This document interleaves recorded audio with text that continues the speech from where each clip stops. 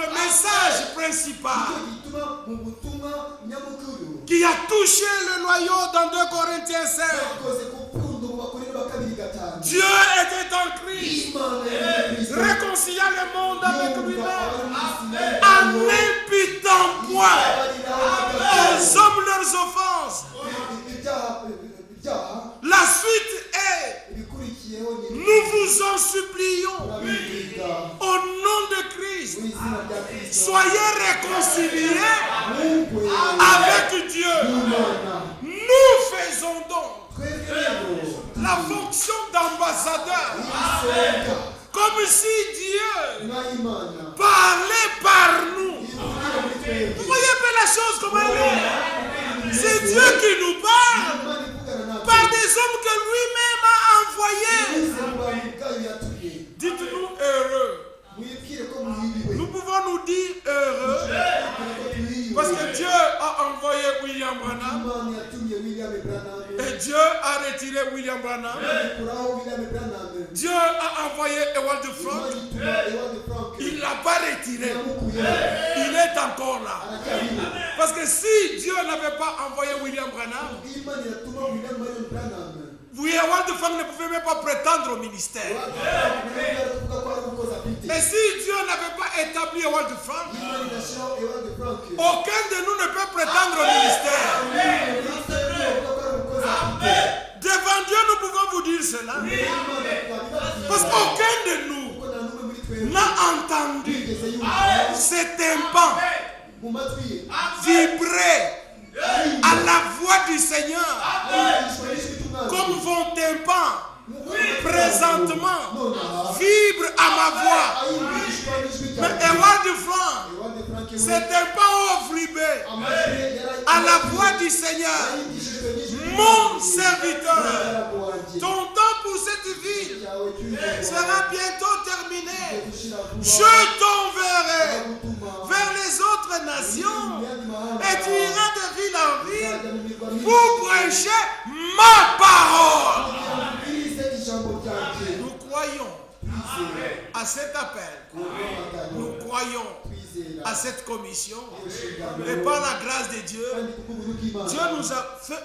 Il a fait de nous une partie de cette mission-là. C'est parce que nous avons entendu. Parce que dans Matthieu 24, 45 à 47, c'est très clair. Quel est ce serviteur au singulier, fidèle et prudent que son maître a établi sur les autres domestiques afin de leur donner la nourriture au temps convenable? Heureux, béni soit ce serviteur qui son maître à son retour le trouvera faisant ainsi. Oh là là, nous ne falsifions point la parole de Dieu comme font plusieurs dans cet âge. Plusieurs falsifient la parole de Dieu, mais nous ne falsifions pas la parole de Dieu, parce que le dernier message se résume: retournez au commencement, retournez aux Écritures, retournez à la Bible. Alléluia. C'est ainsi que partout où les arguments, les spéculations sont données, au lieu de retourner à la Bible, n'assistez pas dans ces assemblées-là. Nous voulons que nos cœurs retournent à la Bible. Et quand nos cœurs sont retournés à la Bible, nous ne voulons pas connaître tous les milliers de versets qui sont là. Nous cherchons une personne. Nous cherchons une vie. Cette personne-là, c'est Jésus. Cette vie-là, c'est Jésus. Parce qu'il a dit lui-même aux pharisiens: vous sondez les Écritures, pensant trouver en elles la vie éternelle. Mais vous ne voulez pas venir à moi. Vous ne voulez pas venir à moi pour avoir la vie. Sondez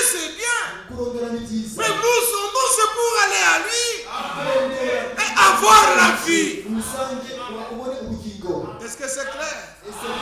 Parce que tout le livre parle de lui. Dans Luc chapitre 24, Luc chapitre 24, le ressuscité dit aux disciples,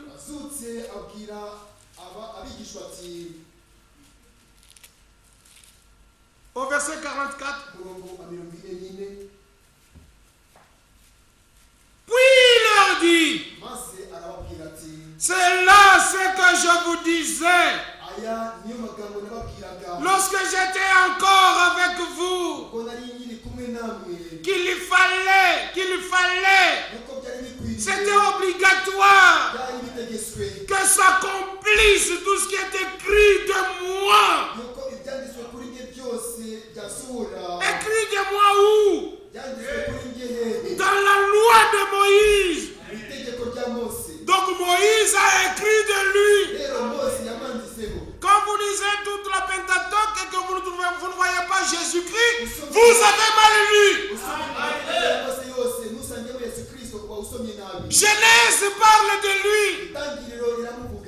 Lévitique parle de lui.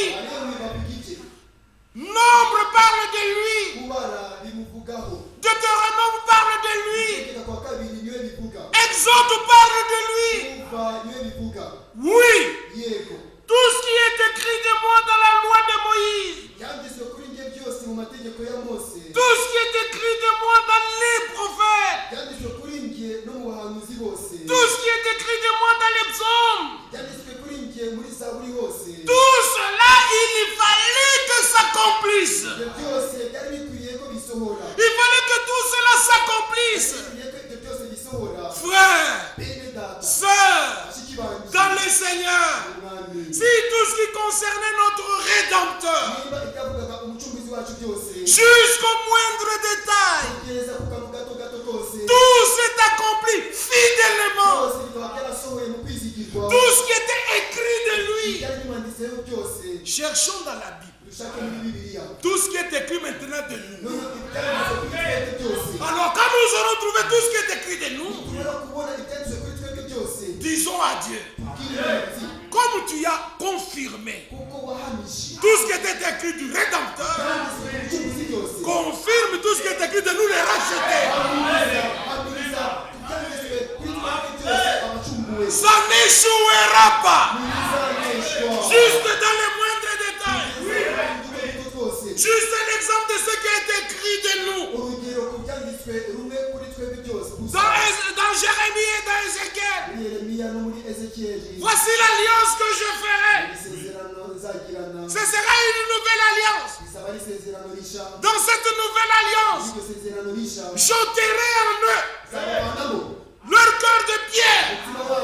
Je leur donnerai un cœur de chair sur lequel cœur j'écrirai ma loi avec ses prescriptions. Et je ferai en sorte qu'ils marchent dans mes voies. C'est écrit de nous. Et dans Matthieu 26, versets 26 à 28, Jésus, avant d'aller à Gethsémane, il dit, voici le sang de la nouvelle alliance qui est répandu pour plusieurs. Le sang de la nouvelle alliance était inaugurée par le sang de Golgotha. Aussi vrai que le sang était répandu, aussi certainement vrai, Dieu s'est souvenu de son alliance. Et il a commencé à distribuer de nouveaux cœurs. L'as-tu reçu? Moi j'ai reçu. Et je me suis réjoui. Ça fait plusieurs années en arrière. J'ai reçu un nouveau cœur. Non simplement un nouveau cœur, mais aussi un nouvel esprit. Alléluia. Et depuis que je l'ai reçu, il a dit, je t'instruirai, je t'apprendrai les voies que tu dois suivre. Les voies des hommes ont été abandonnées. Maintenant, nous sommes dans les voies du Seigneur. Et sur cette voie, Esaïe avait même dit, même un insensé ne se perdra pas. Nous avons la garantie que lui-même est le bon berger. Il va nous tenir jusqu'à la fin. Quand je suis fatigué, lui n'est pas fatigué. Quand il voit réellement que je n'ai pas de force, vous savez ce qu'il doit faire? Comme un bon berger, c'est de me mettre sur son épaule. La partie la plus solide du corps, c'est là où il va me mettre. Mais quand il veut chasser Satan, il utilise son doigt. Satan part. Mais pour me prendre moi, c'est l'épaule. Parce que j'ai du prix à ses yeux. As-tu du prix à ses yeux? Que chacun prenne cela d'abord pour lui-même. Gloire soit rendue à notre Dieu. Il prend ses brebis sur son épaule pour les ramener à lui. Oh, quelle grâce merveilleuse. Quelle bonté divine. Quel amour de Dieu. Nous avons trouvé grâce devant Dieu. Il fallait que s'accomplisse tout ce qui est écrit de moi. Dans la loi, dans les prophètes et dans les psaumes. Parce que l'Ancien Testament était subdivisé en 3 parties. Comme nous venons de le lire, la loi, les prophètes et les psaumes. Et le Nouveau Testament, subdivisé en 3 parties, les évangiles, les épîtres, les évangiles, les épîtres et le livre prophétique de l'Apocalypse. Alléluia. C'est ce qui fait le socle de la Bible. Ce qui est merveilleux. Quand vous lisez attentivement votre Bible, c'est découvrir que l'Ancien Testament commence par la création de Dieu. Et à la fin, il met le sceau. Dans Malachie 4, dit, je vous enverrai Élie le prophète. Et quand Élie viendra, il ramènera le cœur des enfants vers leur père. Il a scellé l'Ancien Testament et dit, tout ce que j'ai dit, le but final, avant le retour du Seigneur, il faut qu'Élie le prophète vienne pour ramener le cœur des enfants vers leur père. Et dans Matthieu chapitre 17, verset 11, le Seigneur lui-même confirme que Élie doit venir et rétablira toutes choses. Non simplement il l'a dit dans Matthieu 17, 11, il l'a dit aussi dans Marc 9, verset 12. Élie doit venir.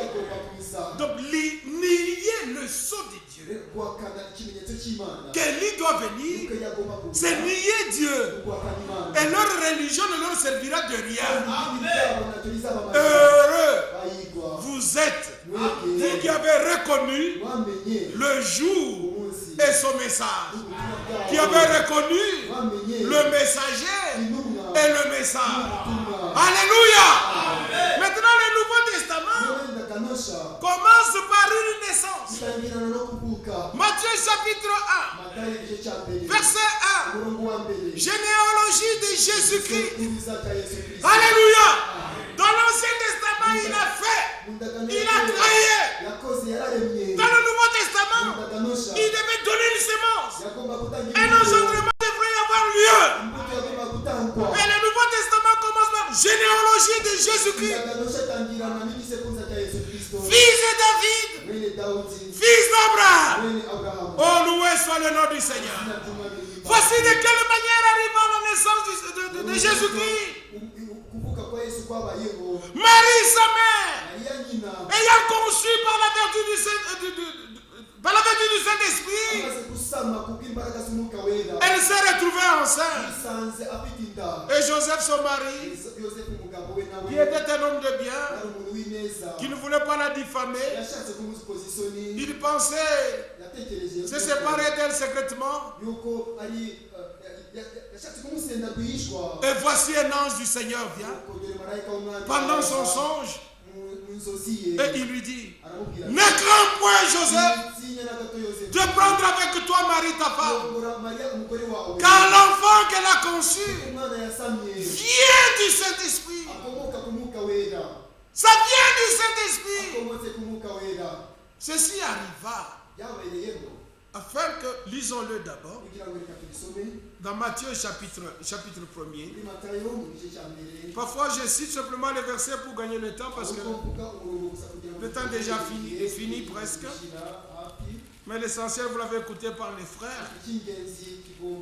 Chaque verset qu'ils ont lu, chaque parole qu'ils ont lu, c'est la parole de Dieu. C'est comme je le disais hier à quelques frères. Quand j'arrive à Brazzaville, dans l'assemblée de notre frère Landry, ça je dis même chez moi, je dis, ils sont formidables. Il suffit que celui qui préside ouvre la Bible et les frères et les sœurs, chaque verset, ils sont Amen, Amen. Et là où tu es, ton cœur bat. Quel peuple qui dit Amen à chaque verset? Jean-Jacques, il faut que nous chantons. C'est merveilleux. Ce que Dieu fait est merveilleux. Son précieux livre est toujours vrai. Oui, mon combat. Quand on y croit, il répondra. Venez. Ce n'est pas ainsi. David. On a chanté ça tout le long de notre séjour en Côte d'Ivoire, 10 jours. Que ce soit à l'assemblée, que ce soit à l'hôtel, que ce soit dans les cars. C'est merveilleux ce que Dieu fait. Son précieux livre est toujours vrai. Quand on y croit, il répondra. C'est merveilleux, c'est que Dieu fait. Je crois que la Bible est vraie. Je crois que la Bible est vraie. C'est la parole du Seigneur. Je la porte dans mon cœur. C'est merveilleux ce que Dieu fait. Son précieux livre est toujours vrai. Quand on y croit, il répondra. C'est merveilleux, c'est que Dieu fait. Chaque iota de la Bible est vrai. Chaque iota de la Bible est vrai. C'est la parole du Seigneur. Je la porte dans mon cœur. C'est merveilleux ce que Dieu fait. Son précieux livre est toujours vrai. Quand on y croit, il répondra. C'est merveilleux, c'est que Dieu fait. Amen. Chaque chapitre est vrai. Le message de la Bible est vrai. Chaque mot de la Bible est vrai. Même chaque virgule est vrai. On peut continuer comme ça indéfiniment. Dieu est tout simplement merveilleux. Alors, Matthieu chapitre 1, que je dois terminer. Matthieu 1. C'est un passage que vous lisez et vous avez déjà entendu cela depuis des années. Mais je lis simplement ce qui est écrit ici, au verset 21. Elle enfantera un fils. Elle enfantera. Marie enfantera un fils. Et tu lui donneras le nom de Jésus. C'est lui qui sauvera son peuple de ses péchés. Tu lui donneras le nom de Jésus. Et Jésus, c'est Yahshua. Yahvé sauveur. Alors tout cela arriva afin que s'accomplisse ce que le Seigneur avait annoncé par le prophète. Regardez déjà le début du Nouveau Testament. C'est l'accomplissement de ce que le prophète avait annoncé devoir arriver. Frère, si les gens ne font pas attention à cela, ils prêcheront un autre évangile. Et prêchant un autre évangile, ils recevront un autre esprit. Et ils présenteront un autre Jésus qui n'est pas le Jésus de la Bible. Vous comprenez?